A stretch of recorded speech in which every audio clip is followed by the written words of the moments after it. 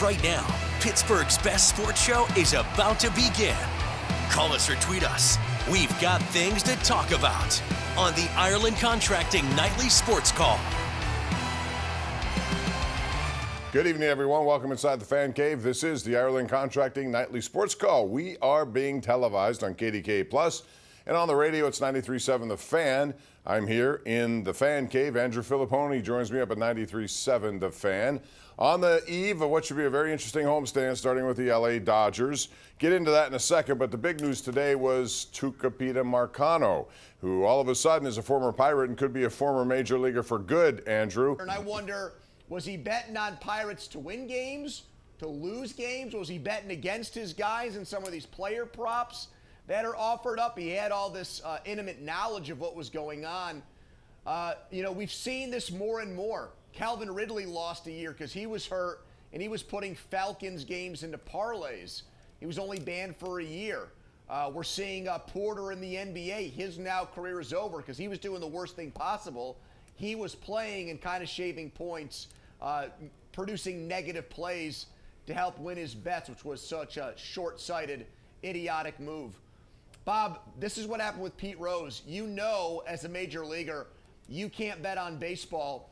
He could bet on anything else. He could bet on the NBA Finals. He could bet on the Super Bowl. He could bet on college football. He just couldn't bet on baseball. That is the cardinal sin. And if they've got evidence that he bet on the Pirates in games, whether he bet on them to win or lose, he's never going to be allowed in the big leagues ever again. Yeah, now I'm curious also, who are these other four unnamed people?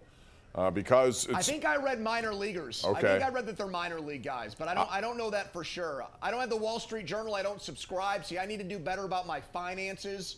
So maybe Wall Street Journal subscription should be one of the things on my to-do list. But yeah, I heard that through the grapevine that they're minor league players, but don't give me 100% quotes on that. All right, well, I was just wondering if there's any more connections to Pittsburgh since he was doing that in Pittsburgh. And you wonder about that kind of stuff, but we'll get more clarity as time goes on. Meantime, big series against the Dodgers, and it's an interesting matchup tomorrow. Another one on Wednesday night. You have Tyler Glasnow. Once thought a phenom here. It never worked out until he got to Tampa. It did. He's been injury prone. But when he's healthy, he's been worth every cent. They pay him in L.A. with 95 strikeouts. And then you have a guy like Jared Jones, who seems to rise up to these occasions. I expect a lot of strikeouts in that game tonight. I don't know what the over and under is on strikeouts, but I would probably go over regardless of what the number is. Well, let me text Tucupita and see what he has on the game, Bob. This should not exist in professional sports. I get that it does over in Europe where some of these soccer clubs have huge payrolls and some of the teams they play do not. But it just really should not exist where when the Pirates and Dodgers play, it feels like David versus Goliath. And if the Pirates win, which they did out in L.A. a couple of years ago, it's a huge story when they beat them 2 out of 3 or sweep them, because here's the team with the minuscule payroll against the team that goes out and spends like crazy. This offseason, we know Ohtani, Yamamoto, they make the Glasnow trade. They're one of the 3 biggest payrolls in all of baseball.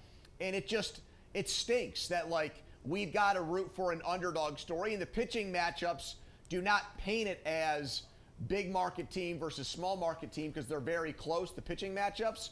But then look at the lineups, Bob. The Dodgers have 3 guys. If we had more time on this show tonight, they should give us more time, by the way. Yes, they should. If we had more time and more money, if we had more time, I could make an argument for Ohtani, Freeman, and Betts for MVP. And they're all in the same lineup. It really isn't fair, those bats that they've accumulated in L.A. when you compare them to the Pirates. No question about it. You look at the overall payroll, that's even worse. We got to take a break here. We'll come back with more. It's 412-575-2600. Call us. We're live tonight on KDKA Plus and 93.7 The Fan. It's the Ireland Contracting Nightly Sports Call.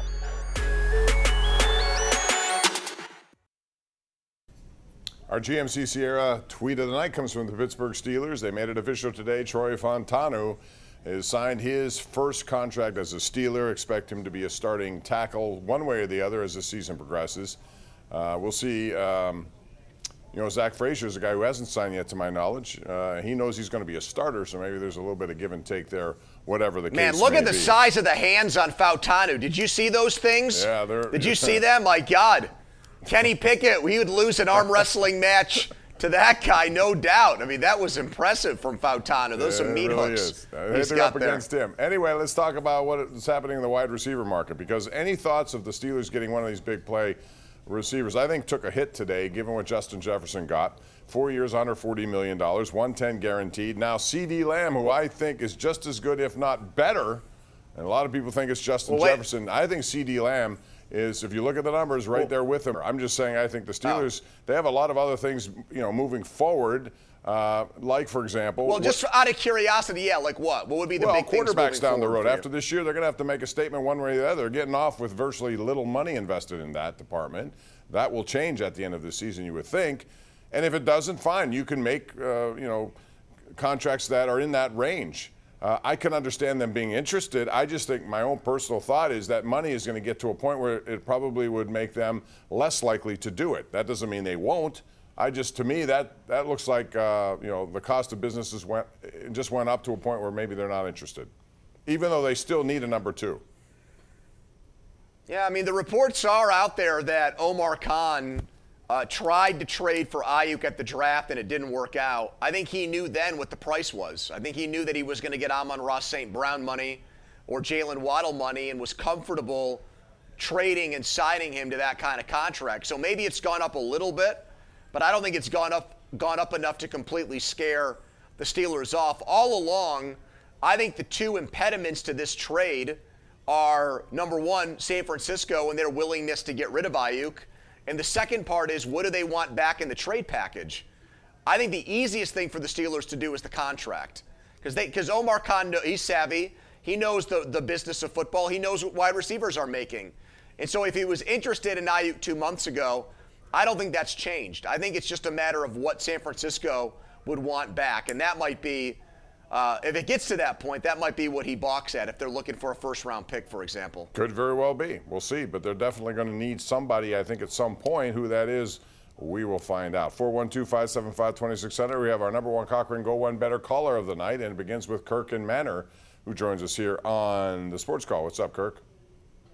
Yeah, real quick, I just wanted to ask you, if Cam Hayward is such an integral part of our defensive line, why was he on the sideline during the first sequence of the Buffalo Bills playoff game, Buffalo Bills Steelers?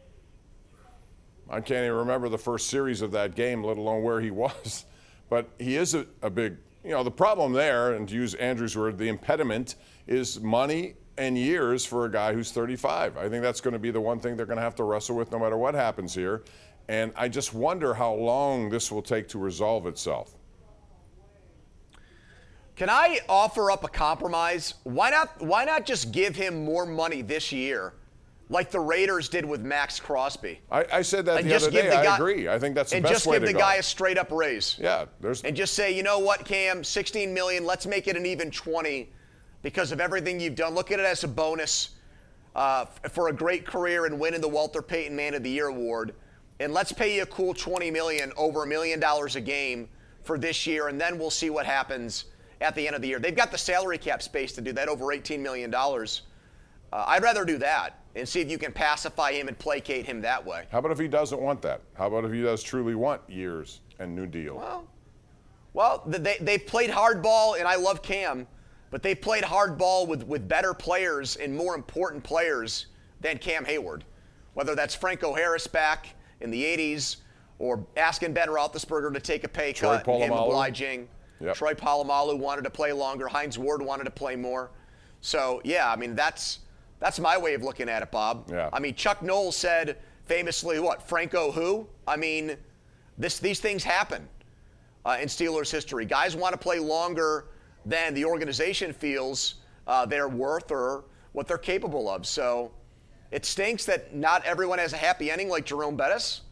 But I think the Steelers have been more than fair with Cam Hayward. Yeah, and I think he will know that, and I think that we'll get something done before this season starts. We will see, but I also think they got some other money to worry about and contracts that they'd like to give to people like Freiermuth and down the road others. Let's go back to the lines. We have Tony in the Hill District. Hey, Tony, what's up? Hi, Pony. I wanted to say the Steelers' schedule looks pretty much easy to me this year. Easy? Out of their schedule, well, to me it looks easy. Out of their schedule, who do you think they're going to have more problem with, and do you think they're going to beat Kansas City? 3 of the top toughest schedules reside in the AFC North. And again, those can change as time goes on. I get it. And last year they got a break with so many quarterbacks who did not play, so you really can't, be absolutely 100% correct in your assessment of it now. But on paper, given the way it ends, I think it's a demanding schedule. Kansas City, I mean, you're talking about down the road on Christmas Day. I think the most important thing for them to do is get off to a really good start and do not start slowly like they've done in the past, Andrew. Yeah, I don't know what our boy Tony's talking about. It's the 3rd hardest schedule in the entire NFL. They don't play a division game until November. Then they've got a gauntlet late in the year with so many AFC North games in a row. The game against Philadelphia on the road, the Kansas City game on Christmas, the game against Baltimore right before that, the Bengals at the end of the year. So, yeah, I'm not looking at it like it's an easy schedule. I think right now, chances are that the Steelers will be better than they were last year, but they won't have as good of a record. I see them as like a 9-win football team, Bob, and we'll see if that's good enough to make it to the tournament. But if I had to pick a winner of the AFC North right now, it would be Cincinnati, because we didn't name them among the 3 hardest schedules. They've got the easiest schedule because they finished in last place a season ago. Right. Yeah, so that would make sense. But, again, injuries play a big role in this. Let's go to Chuck in Uniontown. Joins us right now on the hotline. Hey, Chuck. Yeah, thank you. I'd like to know, do you think the Pirates can have a winning homestand of 6 games like go forward to? They have not had a winning homestand since the first one of the season way back in early April. Yeah, and they haven't won many series either. I was looking at the White Sox just to get a little kick out of things. They've lost 10 straight series, and 3 of those are 4-game series, and they just absolutely stink. The Pirates have not had a lot of success winning series. I don't know if that'll start this week. Most likely it won't, given what they're facing. But I don't know about winning. I'd take 3-3 at this point. Andrew, I don't know about you. And you know what left? You know what left the port? The NL Central. Remember when we came on here at the beginning of the year and said it's anybody's game? It's a 5-horse race. It's pretty much over. The Brewers have the biggest division lead in all of baseball. They're on a 5-game winning streak. It's a 7-game lead over the second-place teams. The Pirates are 9 out. They're not making up 9 games. Maybe they'll make up the 2 to finish in second place and make the playoffs. That's possible. But they've got a 2.5% chance to win the division right now. And I see no reason why those odds are wrong. The Brewers just lost Gasser to the injured list. I mean, that's a kind of a big blow. But they've done a great job of drafting and trading for players. They've hit on trades. Their whole lineup are guys that they've either drafted or traded for. And they're on pace to win close to 90 games again this year, Bob. We keep doubting them, but they keep winning. They're the Bailey Falter of the NL Central. Jackson Chourio gets a big deal. He's living up to it as a rookie. There are a lot of good things do you happening disagree? there. You think they can make up 9 games? I see no chance. No shot. The only thing I see is a wild card race that will have a bunch of 500 teams at the same time looking for that last entry. And they should very well be in this with this pitching staff if they get better hitting. We got to take a break here. How about their Andrew? first base play? Well, hey, 3 for 4, 3 RBIs. That means how many more weeks he'll be here? It gives him a little bit more time, I think. But they got to get better consistently all the way around. We'll take a break, come back with more right here. It's the Ireland Contracting Nightly Sports Call. In the news department, Ken Rice is standing by with a preview of what's ahead tonight at 11. Yeah, busy night too, Bob. Why Greene County 911 dispatcher accused of refusing to send an ambulance to a dying woman will not go on trial next week. Plus, the new details we're learning about a shooting at a bar in Penn Hills and how Point Park University is stepping in to help students affected by the sudden closure of a school in Philly. All coming up at 11, Bob. See you then. All right, Ken, thanks very much. Pony, before we go, Sean Kramer on Twitter says, unfortunately, I think there's a lot more gambling going on in all forms of sports, through their close friends. All the league support of these platforms are sponsored by those gambling sites. And that is a real interesting situation. Gambling was once looked at as voodoo, and now all of a sudden teams are involved in all of these sites, and players know it, and players do it. It's easy to do from your phone. I have a feeling Sean's probably right about that. Yeah. We got a call from a guy, Bill and Clinton, on our show today. Made a very similar point, as a matter of fact. Oh, Bob, speaking of Clinton, you posted a video of Uncle Cracker at Kenny Chesney, and who loved it Clint Hurdle responded to you. Clint Hurdle came out of nowhere. I had no idea what he was up to. Yeah. And he was loving your Uncle Kracker video. Oh, he's big into Saturday music. Night. Yeah, that's one thing I've learned about Clint over the years. And big into Uncle Kracker, And he loves apparently. him. I didn't Yeah. know he was such a Uncle Kracker fan. How was Uncle Kracker? Good. Was AB a big fan of him? I don't know about that. Zach Brown was a big hit, I can tell you that, before Kenny went on. So it was a good night, Pony. And I think that's going to do it for Where our was night. my invite, Bob? You'll be getting one in the mail. It came late, I guess. You didn't get it, but we'll make up for that lost time. Pony, thanks. Always a pleasure. I'll see you again tomorrow night right here on the Ireland Contracting Nightly Sports Call. Good night, everyone.